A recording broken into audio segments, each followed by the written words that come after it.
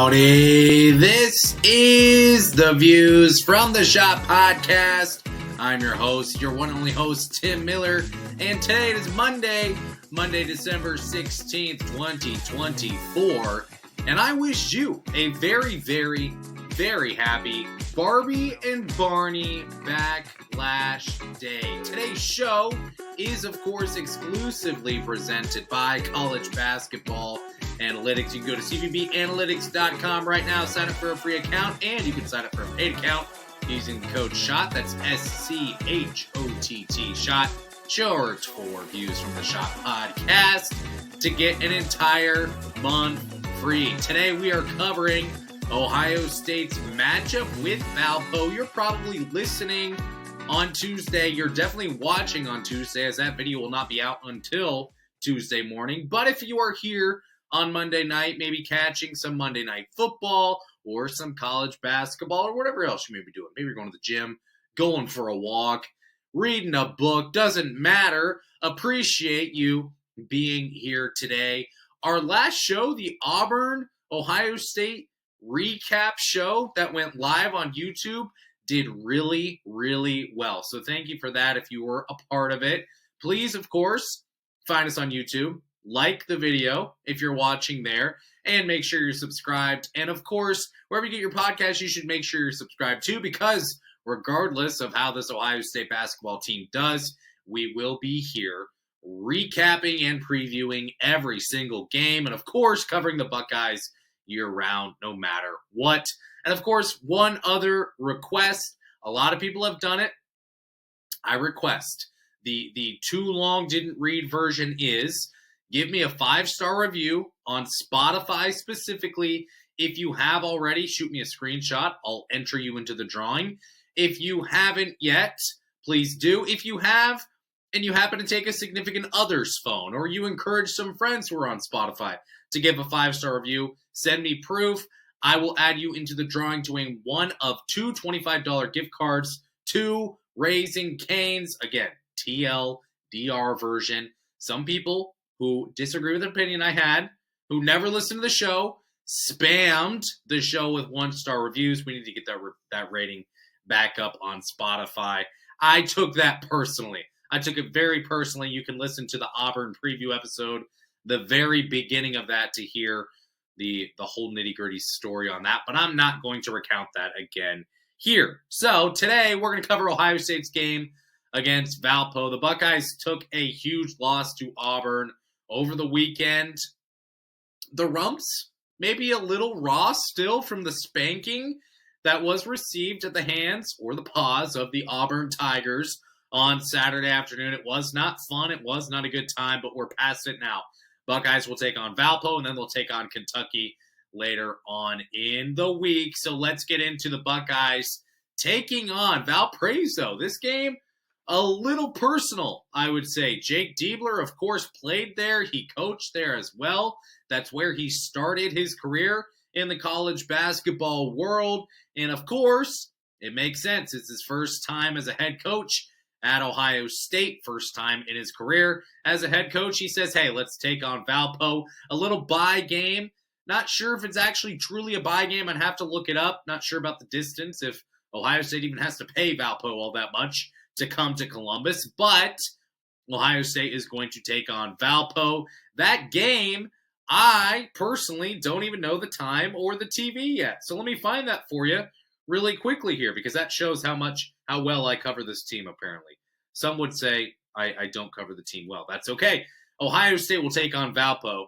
8 p.m. Eastern tip-off, and that game, of course, on our favorite channel ever, which is Peacock. So, Valparaiso, overall, not the best team Ohio State is going to play all year. You could probably guess that right now, or as of recording, 221st in Ken Palm and 245th in Bart Torvik. So, not a team that you're going to be all that afraid of. They are 5-4 this season against Division I teams. Now, when it comes to tournament time and specifically resumes, the selection committee will only consider Division I games played. Therefore, we will only pay attention to the D1 games that Valpo played. They crushed some team up in Michigan. I don't remember the name of that D2 team. They put up like 111 points. Cool. That's a nice win. Doesn't count when it matters, but that's fine. They're 5-4. They have played one game against a Power 5 school this year, and that one game was against the DePaul Fighting Chris Holtmans. Does that really count as a Power 5 game? Many would say no, and I also would probably say no. They've beaten up on a few MAC schools this year. They lost to Cleveland State. That game was close. Cleveland State, not the worst team in the world. And they also lost to an undefeated Drake team. That was very close. I think maybe a 6-point loss there for Valpo. And then against DePaul, they lost by 19. DePaul, Drake, clearly the two best teams that Valparaiso has played this season. DePaul, you can talk about them and their record. That's fine. They've won way more games than they have. They're going to win way more games than they have in the past 2 seasons combined just this year alone. Look at the schedule. Look at the resume. It's not all that impressive. Drake, on the other hand, they're okay. They're a top 100 team this year, as is DePaul. Those are the 2 major games that they have played. Of course, in this preview, we're going to go through the Valpo offense, the Valpo defense. We'll have some banger bets and a prediction in this one. And as of recording, we've got initial numbers and lines out for this one, so there may be a play. We'll see. So, the Valpo offense isn't really that bad, but it also kind of is. Let me explain. So they're averaging 74.8 points per game this season. That number is pretty good. They've got 110.7 offensive rating. That number is pretty good. The adjusted offensive efficiency per Ken Palm, 106.6, is above average. It's not awful. But then you go to the shooting metrics and you say this doesn't make sense whatsoever.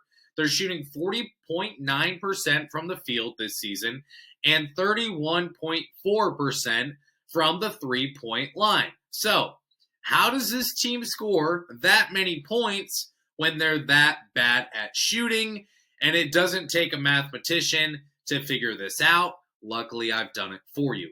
The reason Valpo can score any points while shooting as poorly as they do is they get to the free throw line more than just about any team in all of the NCAA so far this season. They're averaging 24.5 free throw attempts per game as a team this season. That's a lot. 42.2% free throw attempt rate this season. That's really high as well. So, you heard the shooting numbers. Those don't make any sense when you pair it with the scoring numbers. You find the free throws, and that's how we bridge the gap. A lot of players on this team are shooting a lot of free throws. You start with Jefferson De La Cruz Monegro. Monegro? I don't know. Something like that. He's drawing 2 shooting fouls per game. Then you've got Cooper Schweiger.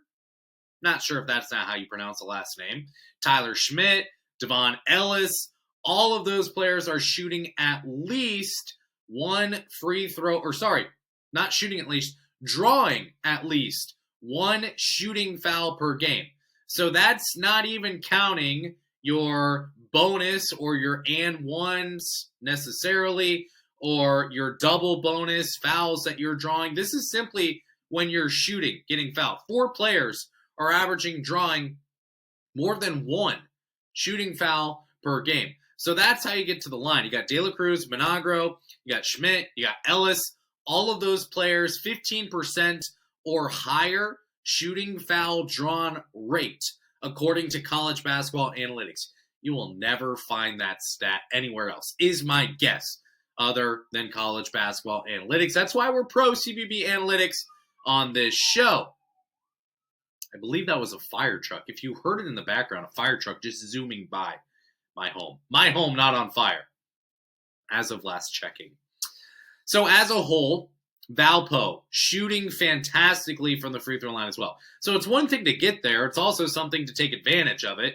And Valpo is doing that. 81.6% from the free throw line this season. That is 4th in the nation. And they have the 25th most free throws made per game on a per game basis this season does Valpo. De La Cruz Monegro, 81.8% from the free throw line. Schweiger, 76.9% from the free throw line. Schmidt, 91.2% from the free throw line. And all of these guys are taking a lot of free throws. We'll get into those exact numbers here in a second when we break down some of these players, but it's not like they're taking one free throw per game. All these guys are drawing fouls and they're getting to the free throw line and they're making a lot of them. Darius Diavario, 92.9% for the free throw line. He's taking 3.3 free throw attempts per game, and he's shooting 93% from the free throw line. Very, very, very good free throw shooters on this team for Valpo. Obviously, Ohio State needs to ensure that it stays out of foul trouble. That's something Valpo has done a great job of, is getting other teams into foul trouble. There's only one player on the entire team that's not shooting 65th percentile or better. That's a really, really high bar to set for an entire team, and that is Devon Ellis, although he gets to the free throw line a lot. So that's a major strength when you look at Valparaiso. The shooting metrics aren't great, but the free throw numbers are, and you pair that with a team that can get to the free throw line, and you're adding 10, 12, 15, 20 for Valparaiso. They're 25th in the nation in free throws made per game at this point, so they are getting a lot of scoring off of free throws. It means Ohio State's going to have to be disciplined, can't be handsy, can't be grabby as they drive to the hoop, which is something they will do a lot offensively. Straight up, wall off your opposition, and make sure you don't foul. So that's going to be a key for Ohio State. Another strength for Valpo is their depth of scoring. They have 4 players averaging double figures in scoring right now. That's led by Tyler Schmidt. He's at nearly 13 points per game at 12.9 exactly right now, and he's only started in 1 game this season. So Valpo's leading scorer is coming off the bench, and he's on fire from everywhere on the floor. He's 12 of 15 at the rim this season. That's very, very good. He's 6 of 11 in the paint. That's a great number as well. 3 of 7 from the mid-range. Not a huge sample size, but a good number there. And he's hitting 62.5% of his shots from deep. So Schmidt is a guy who, if I'm Valpo, I don't know, I guess you let him come off the bench, but more than anything, you've got to get him some more shots up, because at the current clip he's shooting, feels like he needs some more touches. We'll see if that happens in this one, but that's their leading scorer. Then you get to Jefferson De La Cruz Monegro, 11.4 points per game. That's your second player averaging in double figures for Valpo. He's not the most efficient scorer. He is getting to the free throw line a lot, like many players on this team, and that really helps at 5.5 free throw attempts per game. He's okay above the break threes, so from the wing up to the top of the key, he's okay there, but he's really, really bad at the rim, like really bad. I don't remember his exact numbers. They were not good per college basketball analytics. Mid-range, not good either, but he will shoot from anywhere. He's letting a lot of shots fly. He's just not hitting a lot of them, but getting the free throw line, and that's where a lot of his points will come from. Then you've got Cooper Schweiger, 11.1 points per game for Valpo right now. Now, this is a guy who could be a tough guard for Ohio State. Not sure if Aaron Bradshaw will be back for Ohio State in this one. This could be a tough guard because he's 6'10". He's averaging 3.9 three-pointers attempted per game. So this is a guy who is tall, he's lengthy, and he can step out behind the three-point line and attempt shots from there. The only issue is he's not very good when it comes to shooting three-pointers. I would assume he's got the green light, and he's shown the potential to be good, and that's why he's shooting as many as he is. But he's shooting just 16% from the three-point line this season. That is worse than Devin Royal this year, who has not been good. I'm sure a lot of people remember the Texas game where he shot very well. I don't remember the exact numbers. And then things kind of came crashing down to reality again after that. Made a 3 against Rutgers. I think he only made 1, maybe 2. But all in all, this is a player shooting worse than Devin Royal. He's not that. I guess he would be an Evan Mahaffey type in terms of his three-point production, but he's just shooting a lot of them. He just can't get them to go in. He will grab a couple of offensive rebounds for you as well with the frame at 6'10". That's a bit of not a concern, but just an area to focus on if you're Ohio State. He can offensive rebound, and he can score second chance points as well. Cooper Schweiger averaging 11.1 points per game. And your final player averaging in double figures for Valpo is a player named All Right. Yes, that is his name. All Right. Allwright. Freshman at Valpo. Already tweeted about him on Monday morning. This is a player who can score on the fast break. Valpo does not push the ball. They don't push the tempo. They don't score a lot of points in the fast break, but Allwright does. 2.4 fast break points per game. That leads the team. He also is averaging 3.5 paint points per game this season. So you're understanding where he can score. He's a very good shooter above the break when it comes to the wing up to the top of the key again. And he's doing that with a lot of volume this year as well. He's taking a lot of shots from there, and he's making them. It would help if he could get to the free throw line more. This is a player who, there's other players who are getting to the free throw line a lot more than he is, but he's shooting 87.5% from the free throw line. So I don't know. Maybe in practice all summer, all fall, this was a team that just shot like 1,000 free throws per week, and they said, we'll forget about shots from anywhere that isn't the free throw line, and that's how they're so good. I don't know what the case is. Someone's got to be a top 5 team in America in free throw shooting, and Valpo raised its hand and said, I guess we'll do that. And just as a whole, overall, this team offensively, the more you're looking at the numbers, the more confused you get, I think. They've got 13.4 second chance points per game. That's 90th percentile. 90th percentile and second chance points per game. Yet somehow they are 29.2. They've got a 29.2 offensive rebounding rate. That's 43rd percentile in college basketball. So how can you be such a bad offensive rebounding team but be so good scoring your second chance points? I don't know. 13.1% turnover rate is excellent. That's 87th percentile in college basketball this year. Yet still they're average when it comes to scoring.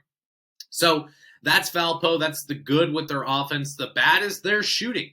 The shooting and the sharing are the two areas where Valpo does not really produce offensively. So as a team, again, they're shooting just under 41% from the field this year and 31% from the three-point line. Neither of those numbers are anything to write home about. Tyler Schmidt, he's the guy, again, leading the team in scoring and coming off the bench. He's 63% from the field this year with a lot of volume, and he's also 63% from deep. You might want to check me on that. That feels like a bit of a coincidence that those numbers would be that way, but I'm actually going to be able to find this pretty quickly here. Thanks to CVB Analytics, I'm going to click on Tyler Schmidt, and his field goal percentage is 63%. His three-point percentage is 63%. You round up from 62.5, you get up to 63 on the three-point percentage. And again, this is a guy, he's averaging 6 field goal attempts per game. That's not a lot, but it's not nothing. And he's averaging 2 3-pointers a game as well. So again, it's not a huge amount. It's not a lot of volume. I would assume you would like to get him more volume. He's shooting really well. Outside of him, outside of Allwright, you have 0 players on this entire roster getting any meaningful minutes who are shooting 42% or better from the field. Evan Mahaffey and Devin Royal scoff at those numbers. Ohio State has 6 players getting real minutes who are getting real minutes, and not just real minutes, but more than real minutes, like starting and a lot of production, shooting. They have 6 players who are shooting 42% or higher, which is basically everyone in this rotation right now. That is so very thin. And Valparaiso has 0 players doing that. So basically everyone on Ohio State shooting above 42% from the field, minus like Michi Johnson. Valpo has no one doing that. So quite the difference there. Hey, where's my third page? Is it unprofessional for me to get up and go grab this third page? It is. I'm going to do it anyway. Hey, BRB, if you're listening on pod, you're going to deal with some silence for about 5 to 7 seconds. I'll be right back. The dead air, I know. The dead air is not good, and we hate it. I didn't pick up my third page off of my printer, and that is the first time in show history that anything like that has happened, so you just witnessed history. You're welcome. All right, the other thing Valpo can't do well is share the ball. They're averaging only 11.5 assists per game, 48.4% assist rate. Both of those numbers are below 30th percentile in college basketball this year, and their offense is kind of ugly, and dare I say similar to Ohio State's over the past couple of years. It's a 4-out, 1-in action where you will see a player, essentially this is what you see. you'll see the ball at the top of the key or on a wing. And if it's received immediately, you'll see a drive. The player who passed the ball, typically from a corner, is going to go replace that driver, and you'll see a bit of a rotation, and that player who's driving is just going to try to get a shot up in the paint. And if that doesn't work, you're going to pass it again. And it's the pass and replace type of offense, very limited motion, some standing around, some stickiness, not quite as bad as we've seen Ohio State at times this year, but it's definitely not good, and that leads to the lack of assists. So, look, hand up, I've watched one game of Valpo this year. It was against Seton Hall. Watched the entire thing, so you didn't have to. Sorry, not Seton Hall. DePaul, fighting Chris Holtmans. And not the prettiest of games. Obviously ended up as a blowout, but from what I can tell you, just not the most creative offense I've ever seen in my life. How about a sip? I hate to give more dead air. I'm going to power through. I'm thirsty, though. So I'm a trooper for you. You're welcome. So that is the offense for Valpo. The defense for Valpo, worse than the offense. I mean, if it wasn't for free throw shooting for Valpo and getting to the line, this team I don't think would really ever score when it comes to Valparaiso. They're allowing 73.6 points per game as a whole. A 109.1 defensive rating is not good. 111.3 adjusted. Defensive efficiency is even worse. And shots from the field are going in at a 47.8% rate this season. Three-pointers going in at a 35.6% rate this season as well. So Valpo is supplementing the bad offense, the okay offense, and the bad defense with free throw shooting, because these other teams are shooting better than Valpo basically every game that you see. That'll play if you're Ohio State, a team fresh off of a whooping from Auburn, a bad defense, that'll play. So they allowed 89 points to DePaul this season. Check DePaul's schedule again. It's not impressive. DePaul, not impressive to this point, but still, if you're giving up 89 points to DePaul, what does that mean for Ohio State? Another 100-point game incoming? We'll see. The strengths for Valparaiso, they have one. They're a good defensive rebounding team. Not great, not special, not elite, just good. 72.5% defensive rebounding rate this season. That's Schweiger leading there again with 4.3 defensive rebounds per game. Diavario, Schmidt, they're above average here as well. Outside of that, they really do not have any glaring strengths defensively. They do have some weaknesses, though, and that comes with rim protection. DePaul gashed Valparaiso. They had 32 paint points against Valparaiso, did DePaul, and Valparaiso is allowing 33 paint points per game this season.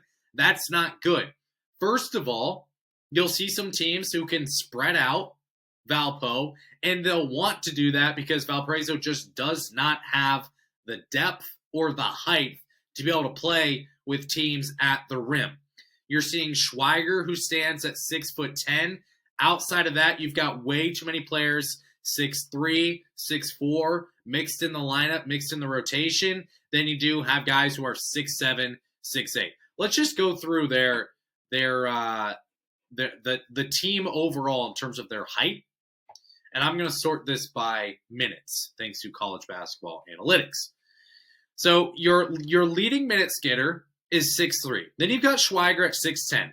And then after that, 6'0", which means he's probably like 5'10" without shoes on. 6'3", 6'4", 6'7", that's fine. 6'7", 6'7", and that's kind of the end of your main guys who get any playing time. So you've got three guys who are 6'7", who are coming off the bench, not playing a lot, although they've had a bunch. Valpo has had a bunch of different starting combinations this year, so who knows what they'll go with against Ohio State. But you've got 6'3", 6 foot, 6'3", and 6'4", who are in your top 5 minutes getters. That's going to make it tough to defend the paint, defend the rim, and that's what we've seen this season as DePaul shredded them as Valpo. And let me find this too, courtesy of college basketball analytics. Let me just find the numbers for what they've allowed at the rim this year. So at the rim, team shooting 62%. That's actually pretty good for DePaul defensively. The paint number is the issue. 57% inside the paint this year. Our team shooting against DePaul, that is really, really, really, really bad.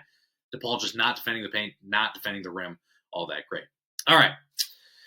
So we got to get into some banger bets here and some predictions. If you're listening, please make sure you're subscribed. Again, you can get entered into win one of two $25 Raising Cane's gift cards if you give a 5-star review on Spotify to the Views from the Shop podcast. Screenshot, DM it to me, and you'll have those numbers. Okay, so you'll have those numbers. You'll have a chance to win. A lot of people, too, by the way, just said, hey, I love the show. Sorry that party, that entity did that to you. Don't enter me in the drawing. Let someone else have it. Man, kudos to you. I'm still putting you in the drawing, though. So we got banger bets here, and because of the time I'm recording, this can seem like cheating, but I don't really care if you think it's cheating. We have had these numbers on so many times this year that I do not care. Yet again, we come into banger bets, and yet again, the Views from the Shot podcast, betting intelligence platform is on the money. Here's what we projected in this game. So, what we projected in this game, the BIP, betting intelligence platform, picked Ohio State to be favored in this game by minus 20 points. On DraftKings right now, Ohio State is minus 19.5, and on FanDuel, they are minus 20.5. So you can get that minus 20 number pretty much anywhere. That was the projection. Therefore, we don't really have a play there. However, the total, guess what? Exactly correct. Total projected 151.5. Look, you can see this if you're on YouTube. It's somewhere on this page. Right here-ish, 151.5. Okay? That's the number that was printed out. I was working on this morning, like 16 hours ago, as a time of recording. Number 151.5. The number that comes out from the books is 151.5. However, we might have a banger bet in this one. Here's the thing, okay? This feels like an okay spot for Ohio State, and this is where I'm actually just going to get into a prediction and a pick because we may have a banger bet here. Feels like a good spot. So when Ohio State came into that game against Rutgers, the world was burning down. Everyone was going crazy. Everyone was going nuts, shall we say. And I said, look, relax, everyone. I think this is a good spot for Ohio State. I think it's a good setup. I like the matchup here. I think Ohio State's going to win, and I think it's going to be a pretty comfortable game for Ohio State. And it was, because the matchup favored Ohio State in terms of styles of play. I liked how Ohio State matched up against Rutgers. Now, against my better judgment, I declared a banger bet that Ohio State would cover against Auburn, even though on this very show, I said I think Auburn's going to run away with this game. The model pushed for me to take Ohio State in the spread. We had a 3-point advantage. It just made sense. But my gut the whole time told me, no, this doesn't make sense, especially when you declared on the show. I'm not going to do that again. It wasn't even close. Ohio State had no chance of covering in that one. However, this is not a team with great skill or size like Auburn. Auburn, Valpo, kind of in different universes when it comes to college basketball. So you have that going for Ohio State. You also have the fact that Valparaiso is a team that can get beat in the paint and defensively as a whole. This is not a good defensive team. From the 40 minutes I watched of them playing against DePaul, they got beaten up. And DePaul, kind of a similar team to Ohio State. Oh my gosh. Plug your ears. If you hate Chris Holtman, plug your ears on that one. I think there's also a little extra meaning in this one. The players probably very badly want to get back in the winning column, but not just that. After getting crushed by Auburn, they want to crush a team at home before they go play Kentucky. They want to feel like they're in a good spot.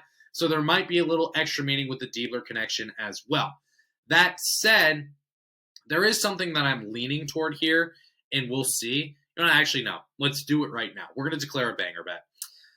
Ohio State, their team total right now is set at around 85.5.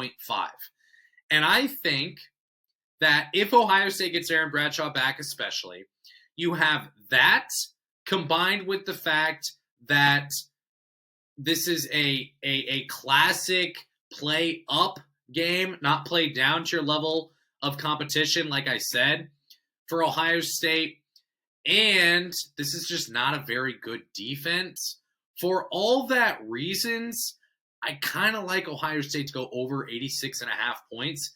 That right now is at plus 100 on DraftKings. I like the value there. The price is fair. It's fair. There are some times when we look at money line especially, and is it a fair price? A lot of times you don't get the fair price because that's what Vegas does. For this one, it's a lean. I'm going to declare this a banger bet. Ohio State going over 86.5 points. And I'm going to place this right now so that we can all hold me accountable. Hopefully we can get a banger bet to cash this year. So far we're 0 for 2. We got a lean to cash. I think Ohio State's going to score 90, maybe 95 points in this one. So for that reason, here we go. I'm doing it. 1 unit placed over Ohio State, 86.5 points in this one. And again, if you don't bet, please don't, unless you can do it responsibly and not let it ruin your life. I recommend you not. Unit management, huge. Bet way less than you can afford to lose. Even if you don't bet, I think it's interesting to talk about these things because it's where Vegas projects the game to go. And it's something that's interesting to talk about. Regardless, I think it's a good spot for Ohio State. I think you need to see a little bit more from Meechie Johnson in this game. The past 4 or 5 games have not been good for Meechie. 57% of shots go in the paint against Valpo. Meechie Johnson, this is a player very good on the drive. He can score at the rim. This should be a Meechie Johnson type of game. Bruce Thornton also should be able to drive, get into the paint, hit a couple buckets, hit a couple floaters. He needs to get back on track after a really ugly game, just a game where he didn't really participate against Auburn. Valpo does not have the athleticism to keep up with Meechie Johnson or the rest of this Ohio State team. So I think Ohio State will win this game. I think it will be comfortable, and I would say Ohio State wins this game like a 91-68 type of game, which would be really, really close to them covering. I'm not putting anything on the spread at this point, but I've got the Buckeyes winning this game and getting close to 90, maybe 95 points in this one, maybe even 100. That would be what my gut tells me. Alrighty, so what time is this game again? Anyone remember? I think it was a 7 o'clock, like I said it out loud. It's 8 o'clock? Oh my gosh. Yeah, we're not going live. Even though that did really, really well last time we did it, we are so not going live for that. 10 o'clock, that's way too late. So we'll be back on Wednesday morning to recap this game. And then Friday, you're going to get an episode previewing Ohio State's matchup with Kentucky. Bad news. Well, good news, but bad news for you. Maybe good news for you. No show immediately after the Kentucky game. I've done Saturdays where we just go live after the game. I have a family Christmas get-together that I'm excited for. That means I can't go live. Also, probably not going to be able to live tweet, pardon me, the game in general in the way that I typically do. But we'll recap the game probably late Saturday night, maybe Sunday morning. We'll see, because Ohio State has a huge weekend, obviously, on the basketball side and on the football side as well. Appreciate you listening to today's show. Again, get that Raising Cane's gift card. 5-star review on Spotify. Screenshot it. DM it to me on Twitter, on X, and you can be entered into the drawing. I'll probably let that go like through the end of the month or something like that, just so that some stragglers can get a chance to get entered, and then I'll DM the winners, of course. All that said, it's time to be quiet. We're excited for Ohio State to take on Valpo. Should be a fun game for Ohio State to get back on track. I appreciate you listening to today's show more than you can ever understand. I will shut up before you shut me off. Go